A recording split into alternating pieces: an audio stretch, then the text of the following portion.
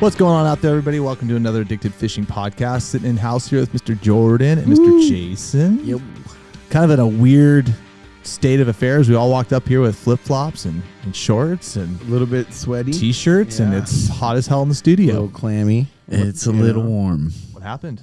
It decided to be spring. It just all of a sudden, just boom. Yeah. No, Nice right, no weather. spring, right to summer. And the flies woke up. No, summer's everything woke summer's up. 80 and above. Didn't quite touch 80 today.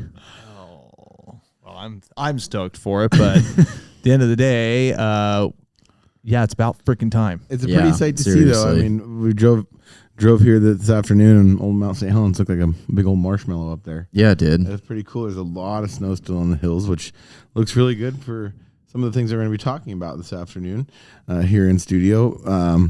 But also kind of we don't really have that good of news for this high water and these perfect conditions of the fishing that we're going to be able to do or not do going into the spring Chinook season here. So Right. I was up at Yale doing some kokanee trips last few days, and yeah, you're right. There's a lot. You can tell, like, there's just a lot of snow up there, and not an ounce of it has come down until yesterday. and it's like 1,000 feet and up. 1,000 feet and up. There's no way you're driving anywhere above 1,000 feet in elevation in the Pacific Northwest right now, which is great. Yeah, I love that's good It's for so good to see. Mm-hmm. You know, it's just I'm hoping we have the same conditions that we kind of saw last year. sustain some flows. Really good fishing all the way through July and August and the tributaries, and not crying about no water, and not crying about warm water and fish dying. And I think we're going to be good for conditions for these fish to survive and get up the rivers, except for certain things eating them. Yeah. Full up. Well, hopefully a little water clarity kind of getting a little more turbid. You're going to get a lot of flows coming here over the next week. I think like the Yakima River is supposed to Yeah, they jack go it to up. flood. Like, I mean, there's a lot of areas that are going to experience some real high waters and some much colder conditions. But like you said, if that tails off all the way through June and July and keeps the Columbia cool, we'll have an amazing summer Chinook season, which I'm really excited about because forecasts are strong and everything points to a go on June 16th for that. But I know you've said, Jason, you've been finding summer steelhead already. Yeah. Pretty good in the tribs. Yeah, there's been a handful showing themselves already, and that's always a good sign to see this early in the season. I mean, How would you rate the early season for summer steelhead right now, like compared to what you've been? like on a scale of 1 to 10? Sure. I'd say probably probably 7.5. Got it. It's not amazing, but it's not. You've seen a lot more earlier fish before, but not. Yeah, I've seen a bigger first push. I think that's kind of what we saw since the reopener, and it's just that first, decent push of fish that's coming. Have they been into the nice sized or they've been dinkers? Yeah, no, they've been pretty decent size. I think the biggest one we got was probably 12 pounds. That's a hot summer. Yeah, it tore them up pretty good. Where have you been fishing? Just kidding. My local spot. A local spot, the water. Yeah, I haven't been doing squat like really lately, but like tomorrow I start, our upper Columbia spring Chinook thing, and we're going to experience a lot of this like snowpack and a lot of.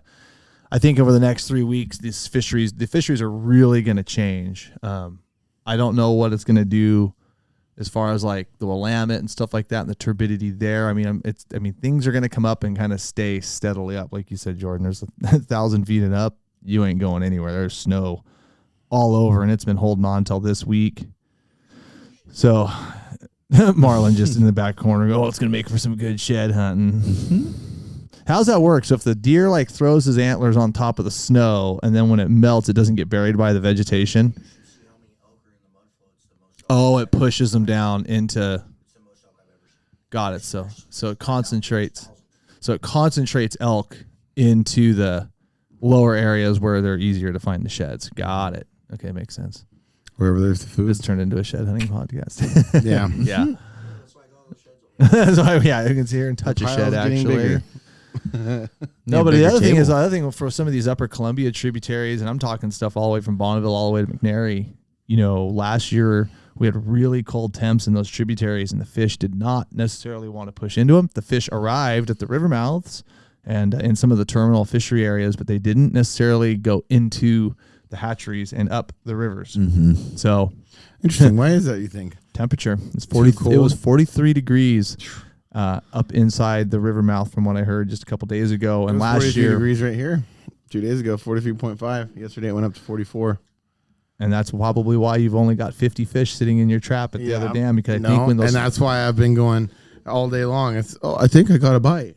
I think I got a bite. Yeah. Where it should be like, whoa, got one. You know, it should be go pulling over the hole. It's been annoying. There's no I think excuse. we've been missing more chances than we really realize a lot of the days. Here's where I really like my perspective on the season is, and you're gonna groan because it has to do with bass. Last weekend, bass tournaments. You know, right now, last week of April, you are looking for fish that are either spawned already or males are up shallow, like first, waiting for females to come up and join them. Like you're seeing this activity where you could be catching smallies in, 2 feet of water, 3 feet of water, consistently, constantly, everywhere, scattered about. And I can tell you from last weekend, there's none of that activity. Because the water's in. Absolutely none. They are still staged up, balled up in their pre-spawn stage mode and sitting down and 10, 15 feet, like none of that activity. Now, last year at this time, I know like fish were already up, redding, spawning, scattered about, just crush these. Now, you can crush them if you find them, but like right now, their activity is like 2 weeks behind, easily 2 weeks behind anything else that I've ever seen, for the Lower Columbia. So you talk about stuff just being behind, like everything's behind, but yet we still have like relatively good fishing in some of the tribs. Like there's still fish. Yeah. Well, one thing I will say in these tribs where the fishing is good, and like today, I'll say I had a pretty tough day, but watched quite a few. I mean, watched a dozen fish get caught, and every fish that gets caught was under 9 feet deep, 4 to 9 feet deep. So they're not sitting down in the shallow stuff so they can get warm, and they're getting that warmer water, and I think that's where they're getting that degree of temperature difference to where they're biting. Yeah, I marked a lot of fish today and was blowing by them and going, "What the f?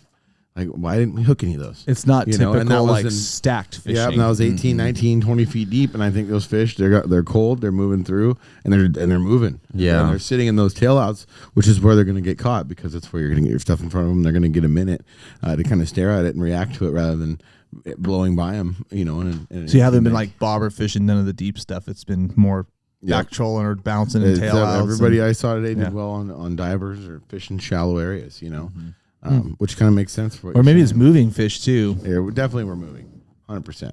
All of them were moving. It seemed, But really, for that river, last week of April, we should be hovering eggs like over the top of them and bouncing eggs off their foreheads and stuff. And so, like you're saying, it's a couple weeks. I mean, there's fish, but there's a couple of dam count went to 1,400 and 1,200 respectively the last 2 days above Bonneville, which is good to see. It's finally good to see the push. Yeah, but even then, it's kind of it's a few days later than it was last year. Last year, it's behind the 10-year average now, I think, pretty substantially.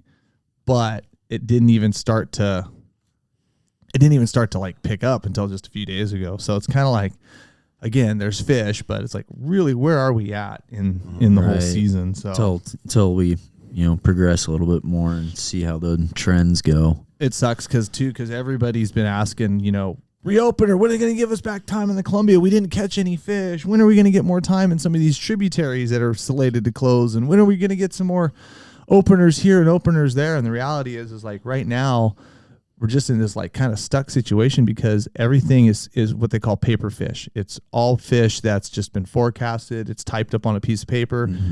That's all we have evidence of, and until we start seeing returns to some of these, hatcheries or over the dam, or maybe even kind of some real correlation to the sport catch, like that actually shows that there's a significant amount of fish. I'm afraid we might even see like some other closures. Cause I mean, the reality is these hatcheries they have to have their escapement to procreate the run. And if they're going to start getting cold feet, now I understand the managers are probably, talking about what we're talking about as far as everything's behind, everything's this, everything's that. But the reality is like fish better show up and give us some evidence that they're here like pretty quick, or else they're going to start getting cold feet.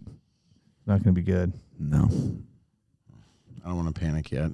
I know, no, I don't think it's that mode, but I mean, Bonneville Dam is like slated to get, over 200,000 over the dam. I think they got like, 4.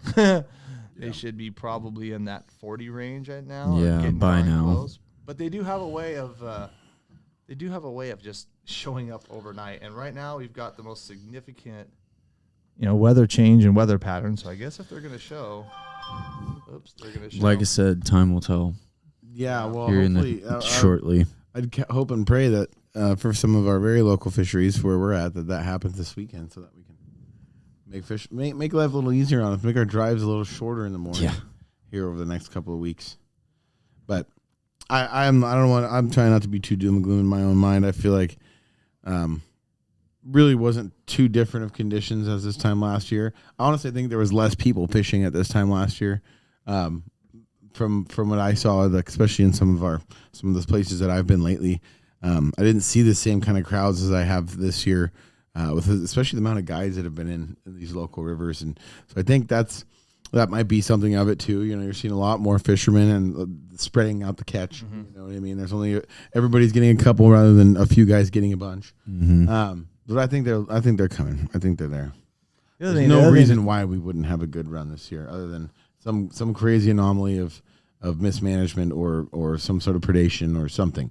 Yeah. I was just gonna say that predation thing could be a big factor, just on the account that we did have a late kind of trickling in run. But I mean, again, and I know we talked about this in the last podcast, like, when have you heard of smelt in the Kalama the second week of April? Like, when have you heard of smelt up at Bonneville Dam, the first week of April and the last week of March? Like, just unheard of. I don't want to say like record setting, but definitely like outside the box missed things that are happening to where fish are running around everywhere. Like right now, we're behind. Right now, last year, the last year on this for yesterday, the 10-year average over Bonneville 1,600 fish, and this year we're at 1,200 right now. So it's not necessarily all that off, but from looking at the graph, I know you guys can't see it because it's a podcast, of course. I mean, we seem to be maybe about 4 to 5 days behind of where we're usually at on the 10-year average. So we'll just have to see where she goes. What are your plans for the next few weeks then, Jordan? Well, they just changed a couple of minutes ago. Looks like I'm going to be back in the raft, or might be following you guys up above Bonneville a little bit. It's not exactly my favorite thing to go do. And it does seem like there's options around to go jump back in the raft and just chasing springers. I'm not really looking too hard towards summer steelhead yet, but just trying to chase some of these early springers and get some trips done. And then we got some big video stuff going on, of course. Just been enjoying spring. I'm headed mushroom picking this weekend. We're going over east. Did you not go check out that location I sent that text to you about? I found my first couple morels a couple days ago. I was kind of proud. I stepped out of I was in the town of Woodland, and I'm going to tell you guys my secret spot because it was right in front of the Department of Licensing. And I opened the door, and I'm on the curb, and there's like a little like power box.